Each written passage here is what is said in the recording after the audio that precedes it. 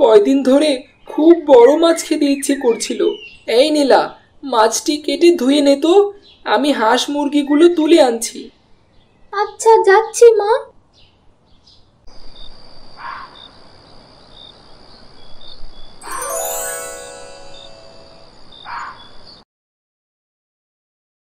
কাজ করতে করতে তো আমার পেঁপের কথা মনেই নেই। আজ ওদের সবাইকে ডেকে আনবো, সবাই মিলে একসাথে পেঁপেটিকে কেটে খাবো।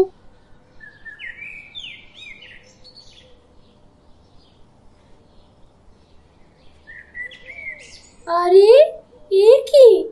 পেঁপে তো আরো বড় হয়েছে। এই পেঁপে এত বড় হলো কিভাবে? বাবা মাকে তো কথাটি জানাতে হবে।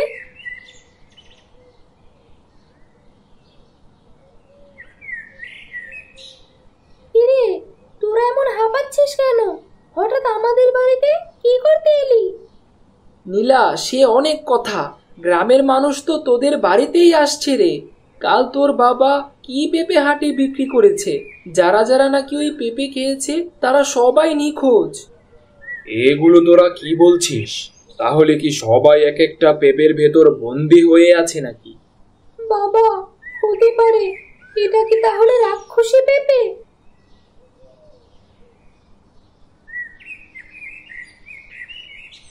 এই করিম, তুই কি পেঁপে বিক্রি করেছিস? আমার ছেলে আর ছেলের বউকে সাথে সাথে অদৃশ্য হয়ে গেছে। আমার চোখের সামনেই অদৃশ্য হয়েছে। ভাই, তোমরা শুধু শুধু আমাকে ভুল বুঝছো। আমি জানতাম না এই পেঁপের আসল রহস্য। এসো, আমরা সবাই মিলে এই পেঁপেটি কেটে ওর ভেতরে দেখি অদৃশ্য হওয়া মানুষগুলো এখানে আছে কি।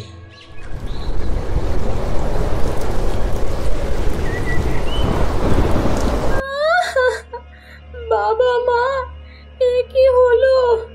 আমি না জেনে শুনে একটি রাক্ষসী পেঁপে গাছ বাড়িতে নিয়ে এলাম। কাঁদিস না নীলা, কাঁদিস না। এবার কি হবে? ওদের সবাইকে কি করে বাঁচাবো? শুধু আমাদের চারজনকে বাদে সবাইকে তার কাছে টেনে নিয়েছে, কিন্তু কেন? তোরা চারজন আমাকে জঙ্গল থেকে কুড়িয়ে এনেছিস, তোদের গ্রামে আশ্রয় দিয়েছিস, তাই তোদের চারজনকে ছেড়ে দিলাম। কিন্তু কেন? কেন তুমি এমন করছো?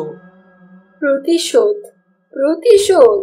তোদের গ্রামের একটা প্রতারক লোভী লোক, ওরা ওরা আমার মাকে মেরে ফেলেছে, তাই প্রতিশোধ নিচ্ছি। তুমি একজনের অন্যায়ের জন্য আরেকজনের ওপর প্রতিশোধ নিচ্ছ? কি হয়েছে তোমার মায়ের সাথে? আমার মা খুব দয়ালু ছিল, যে ওই জঙ্গলে যেত, আমার মা তাকে মিষ্টি মিষ্টি পেঁপে খেতে দিত। কেউ অভাবে পড়লে তাকে সাহায্য করত। একদিন এক কাঠুরে আমার মায়ের গাছের পাশেই বসে। আজ এই জঙ্গল থেকে আমি বাড়ি ফিরবো না। এখানেই গলায় দড়ি দিয়ে মরবো আমি। এখানেই গলায় দড়ি দিয়ে মরবো আমি। অভাবের জাতাতলে যে আমি পিষে যাচ্ছি। মৃত্যু ছাড়া আমার কোনো পথ খোলা নেই। না কাঠুরে, আত্মহত্যা মহাপাপ। তুমি মরার কথা মুখেও বলো না। কথা বলা পেঁপে গাছ, কিন্তু কিন্তু কি করব আমি?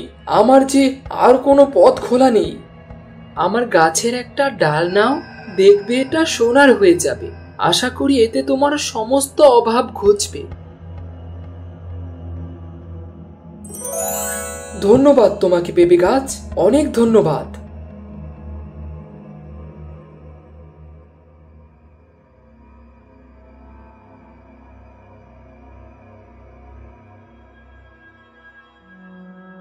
পারলাম না, নিজেকে রক্ষা করতে পারলাম না।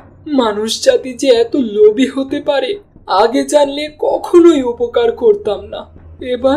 এবার যে আমার মৃত্যু অনিবার্য। আসলে পেঁপে গাছের সাথে যা হয়েছে তা খুব খারাপ হয়েছিল, কিন্তু অন্যায়ের শাস্তি তো আর সাধারণ মানুষ পেতে পারে না, বলো? না, আমি কাউকে ছাড়বো না। এই গ্রাম আমি শ্মশান করে দেব, সবাইকে মেরে ফেলবো। শান্ত হ বাচ্চা, শান্ত হ, সবাইকে ছেড়ে দে। কিন্তু মা, এই মানুষ জাতি যে তোমাকে বাঁচতে দেয়নি, তোমাকে আমার থেকে কেড়ে নিয়েছে মা। সবাইকে ছেড়ে দে, সব মানুষই তো আর সমান হয় না রে মা। এই ছোট্ট বাচ্চাটা তোকে জঙ্গল থেকে কুড়িয়ে এনে কত যত্ন করে তুলেছে। এরা চাইলে তোকে মেরেও ফেলতে পারতো, তাহলে সবাই কি সমান হলো? কিন্তু মা। আর কোনো কিন্তু নয় রে মা, ক্ষমতার মতো মহৎ গুণ সবার হয় না। ক্ষমা করা খুব মহৎ একটা কাজ। তুই এদের শাস্তি দিলে আমি খুব কষ্ট পাবো। তোমার কথাই যে আমার কথা মা, আমি এদের সবাইকে মুক্ত করে দিচ্ছি।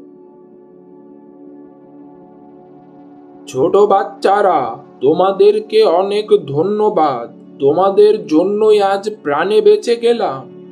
আসলে আমরা মানুষ জাতিরা খুব লোভী।